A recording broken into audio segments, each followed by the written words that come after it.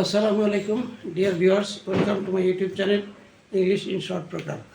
আজকে আমরা সেন্টেন্স পরিবর্তনে কমপ্লেক্স টু সিম্পল, কমপ্লেক্সে সিম্পল করার একটা নিয়ম শিখব।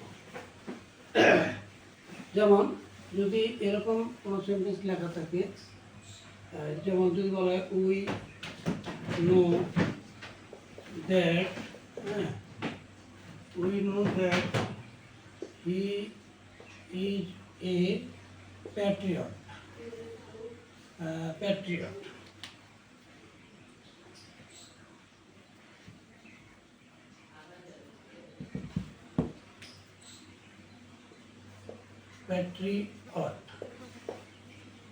আমরা জানি যে সে একজন দেশপ্রেমী।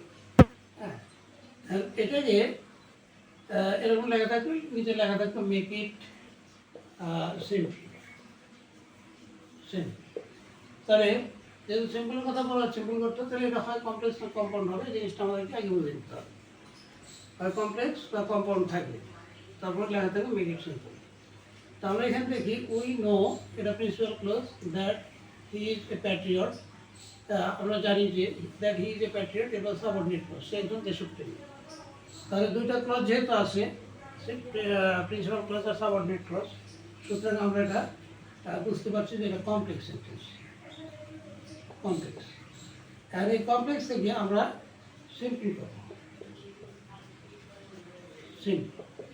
সিম্পল করতে গেলে কী করতে হবে, আমাদেরকে এখানে যে জিনিসটা ফলো করতে হবে সেটা হলো প্রিন্সিপাল ক্লজ আমরা ঠিক রাখবো।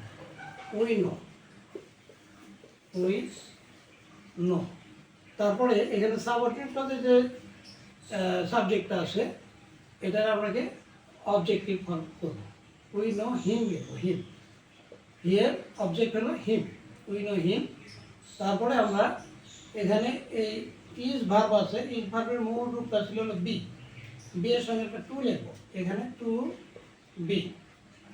We know him to be a patriot, patriot. We know him to be a patriot. তাহলে এটা আমরা পরিষ্কার করলাম। উই নো প্রিন্সিপাল ক্লজটা আমরা ঠিক রাখলাম। তারপরে দ্যাটের পরে সাবঅর্ডিনেট ক্লজের যে সাবজেক্ট আছে, সাবজেক্টটা অবজেক্টিভ ফর্ম নিলাম, হিম, উই নো হিম। তারপরে ইজ ভার্ব আছে, ইজ ভার্বের মূল রূপটা হলো বি ভার্ব, বি এর আগে একটা টু লিখবো, টু বি, টু বি এর পরে এ প্যাট্রিয়ট লিখে দেবো। তাহলে we know him to be a patriot, আমরা তাকে জানি একজন দেশপ্রেমিক হিসাবে। আচ্ছা, উই নো দ্যাট, আমরা জানি যে হি ইজ এ প্যাট্রিয়ট, তিনি একজন দেশপ্রেমিক। তাহলে কমপ্লেক্সে সিম্পল হয়ে গেল। তো আজকে এ পর্যন্তই, আবার দেখা হবে ইনশাল্লাহ নতুন ভিডিও নিয়ে। থ্যাংক ইউ অল, আল্লাহ হাফিজ।